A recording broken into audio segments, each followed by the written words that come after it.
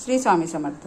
आज करूया आपण वेल्ल्याची कढी म्हणजे कोकणीमध्ये वेल्ल्याचे घुमण। त्यासाठी लागणारे साहित्य आहे वाटणासाठी कांदा, ओलं खोबरं, मिरची पूड, 2 प्रकारची मिरची आहे, लाल मिरची पूड आणि नॉर्मल मिरची पूड, थोडी हळद पूड आणि ही चिंच आहे, थोडी कोथिंबीर।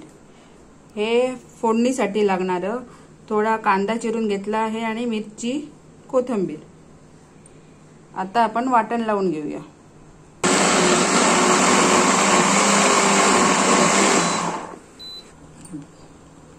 वाटण रेडी आहे आमचं। आता फोडणीसाठी गॅसवर टोप ठेवूया, त्याच्यात थोडंसं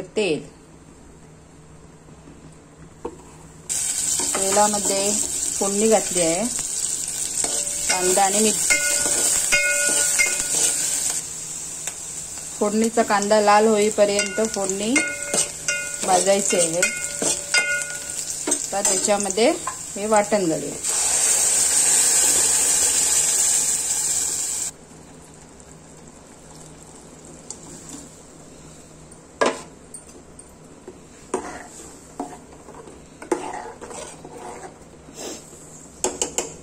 वाटण घातल्यानंतर आपण हे मासे टाकायचे।